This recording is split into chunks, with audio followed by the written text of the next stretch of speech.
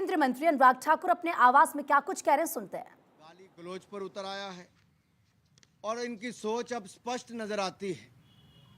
EVM पर तो ठीकरा फोड़ते ही हैं, अब कारण उससे भी आगे बढ़ने शुरू हो गए हैं। भारत की संस्कृति, भारत की अस्मिता, भारत की पहचान को मिटाने का एक सुनियोजित षड्यंत्र रचा जा रहा है और ये सुनियोजित सुविचारित योजना का एक हिस्सा है। अगर आप देखेंगे, इसकी शुरुआत अमेठी की हार से ही हो गई थी और श्रीमान राहुल गांधी जी की अमेठी की हार के बाद उनका वो बयान जब दक्षिण भारत में जाकर वायनाड से उन्होंने दिया और नीचा दिखाने का काम उत्तर भारतीयों को करने का, उनके शब्द वो याद करवाते हैं कि कितनी घृणा भरी होगी और कैसे देश को अलग अलग टुकड़ों में देखने की उनकी सोच होगी। तभी तो टुकड़े टुकड़े गैंग के साथ मध्य रात्रि में भी जाकर खड़े हो गए थे। हमने तब भी कहा था कि कुछ लोग टुकड़े टुकड़े गैंग के साथ खड़े हैं, वो भारत के किस टुकड़े पर राज करना चाहते हैं, लेकिन हम वो हैं जो भारत के टुकड़े नहीं होने देंगे, भारत को एकजुट रखेंगे। आप उस बयान के बाद आज को भी देख लीजिए, ये स्पष्ट तौर पर नजर आता है कि इनकी सोच हिंदू को, हिंदी को और सनातन धर्म को नीचा दिखाने की है। कांग्रेस के नेतृत्व वाला घमंडिया गठबंधन, इसका घमंड और अहंकार पराजय के बाद भी चूर चूर नहीं हुआ, बल्कि ये उत्तर भारत को, भारतीयों को और यहाँ तक कि सनातन धर्म को नीचा दिखाने में कोई कसर नहीं छोड़ रहे। मेरा सवाल तो ये भी है कि आखिरकार आपकी भारत जोड़ो यात्रा में जोड़ने का काम किया गया कि इसको टुकड़ों में बांटने की सोच आपने आगे बढ़ाई है।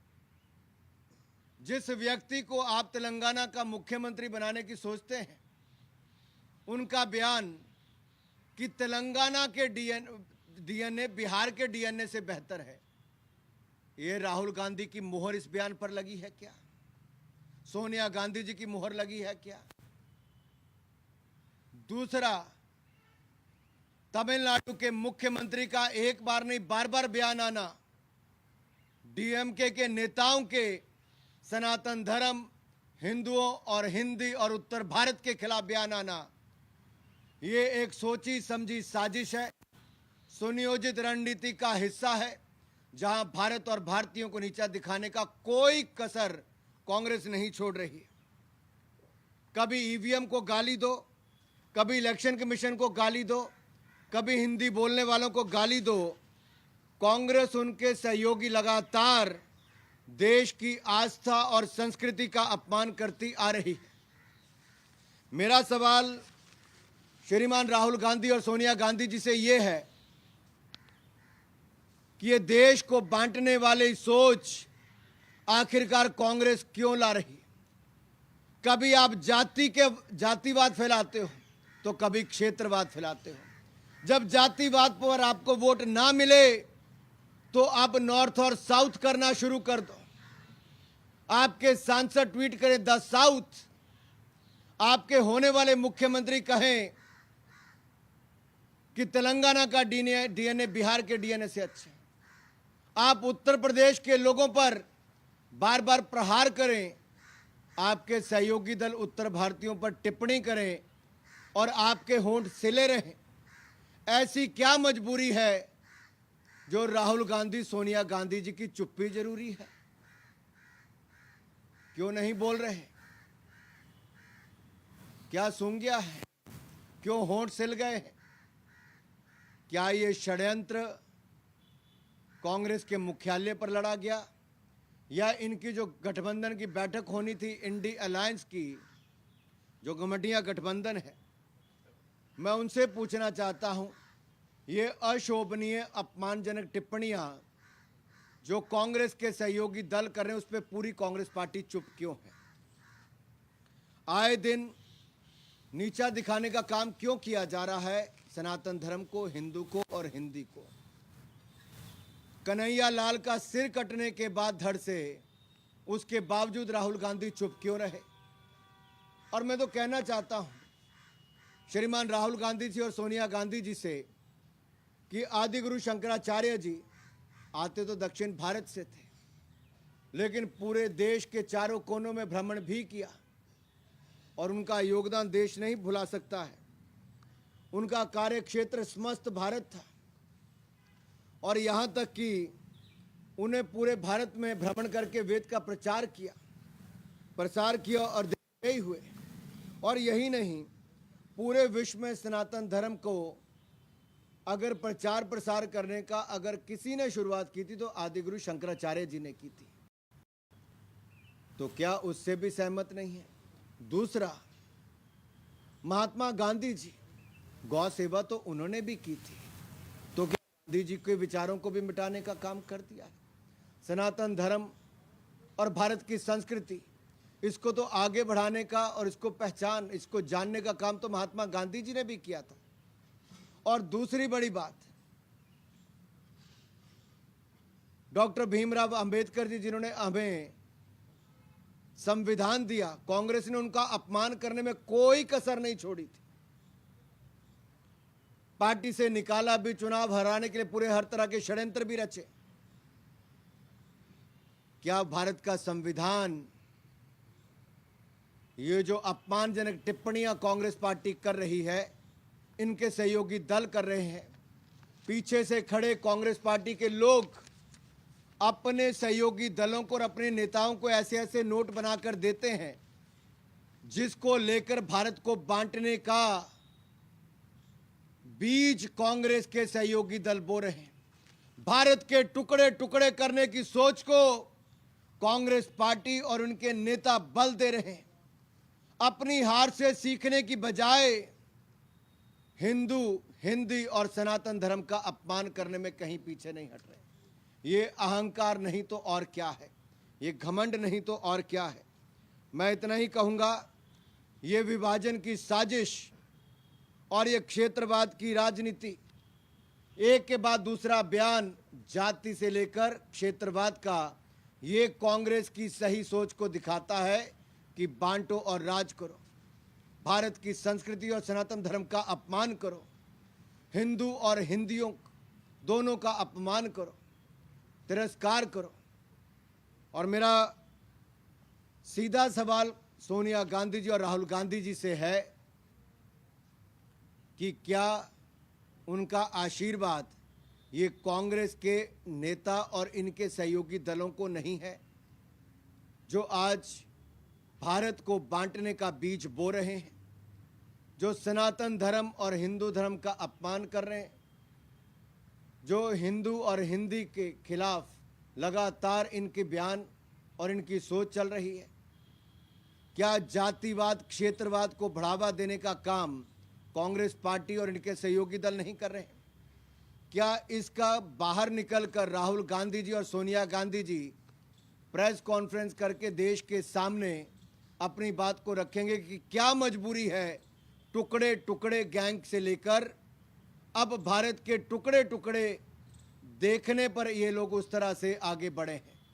मेरा सवाल बहुत गंभीर भी है और मैं चाहता हूं राहुल जी और सोनिया जी इस पर अपना जवाब दें और देश को बताएं कि ऐसी क्या मजबूरी है कि देश को बांटना जरूरी है, ऐसी क्या मजबूरी है कि सनातन धर्म का अपमान करना जरूरी है, ऐसी क्या मजबूरी है कि संविधान की धज्जियां उड़ानी जरूरी है, ऐसी क्या मजबूरी है कि ईवीएम पर ठीकरा फोड़ना जरूरी है, ऐसी क्या मजबूरी है राहुल गांधी जी कि दक्षिण में अगर कहीं पर मान लीजिए केरल को जीते हो तो क्या कहते वहां पर?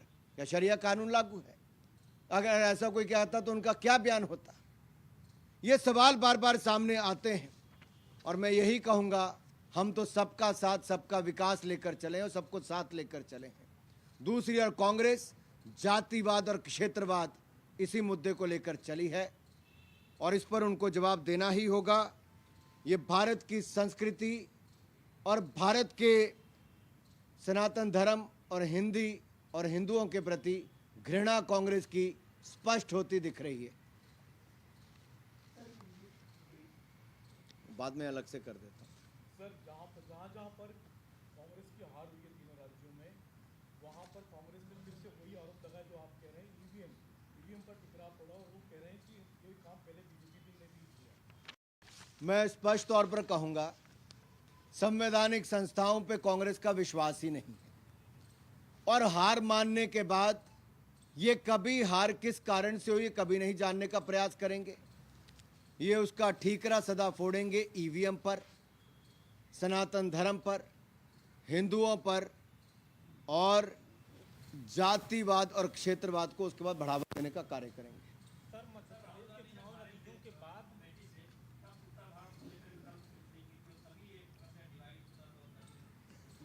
देखिए, वायनाड का आपको राहुल गांधी जी का बयान निकालना चाहिए कि उन्होंने क्या कहा था।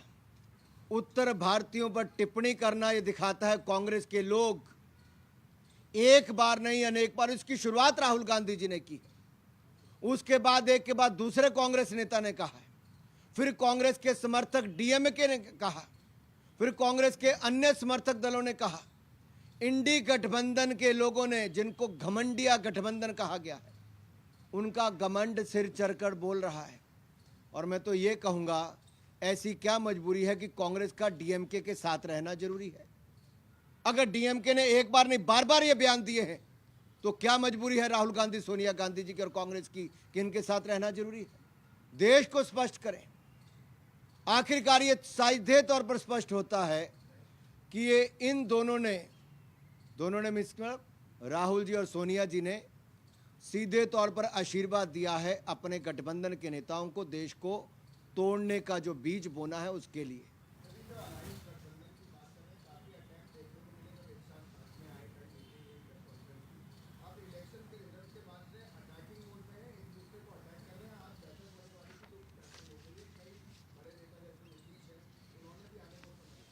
देखिए, घमंडिया गठबंधन के बारे में हमने पहले ही कहा था, ना नेता है, ना नीति है, और नीयत में भी खोट है। ये तो सब अलग अलग विचारधाराओं के लोग हैं, कोई एक दूसरे की सुनने के लिए राजी नहीं होता। और इस चुनाव ने दिखा दिया है कि ये कुछ भ्रष्टाचारी लोग एक प्लेटफॉर्म पर इकट्ठे हुए हैं, अपने आप को इकट्ठा दिखाने के लिए। ना इनकी सोच एक साथ है, ये तो केवल जो जांच एजेंसियां हैं उनसे बचने के लिए एक मंच पर आए हैं, और ये भारत में क्षेत्रवाद और जातिवाद का बीज बोने के लिए आए हैं, भारत के टुकड़े टुकड़े की सोच को आगे बढ़ाने के लिए आए हैं।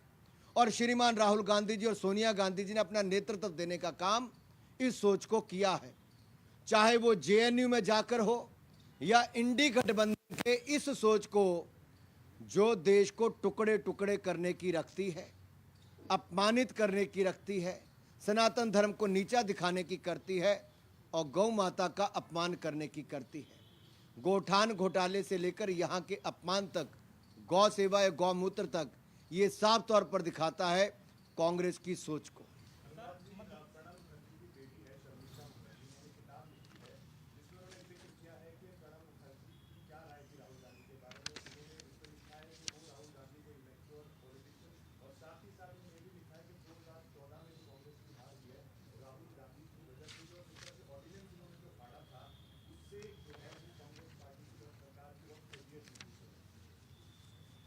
देखिए, मैंने ना वो टिप्पणी सुनी है, ना मैंने किताब पढ़ी है, इसलिए उस पर कुछ भी कहना मेरे लिए उचित नहीं होगा। लेकिन देश तो जान गया है, आप उनको ना समझ कहें या समझदार होकर भी देश के टुकड़े करने की सोच रखने वाले कहें, या सनातन धर्म हिंदुओं को अपमान करने वाला एक ऐसा नेता, अब ये कांग्रेस जाने, कांग्रेस के नेता जाने, लेकिन देश बहुत अच्छी तरह जान गया है कि कुछ लोग जिनके ऊपर बहुत बड़ी जिम्मेदारी किसी दल ने दी थी, उनका परिवार, पार्टी और उनके सहयोगी दल आज केवल एक सोच लेकर चले हैं, और जिनके हर बयान में नजर आता है, देश के टुकड़े टुकड़े कर दो, सनातन धर्म को नीचा दिखा दो, हिंदू और हिंदुओं को अपमानित कर दो। इसके अलावा उनके मन में कुछ नहीं चल रहा। ये हार के बाद थोड़ा और छटपटाना, घबराना और बौखलाना ये कांग्रेस का स्पष्ट तौर पे दिखता है। बहुत बहुत धन्यवाद।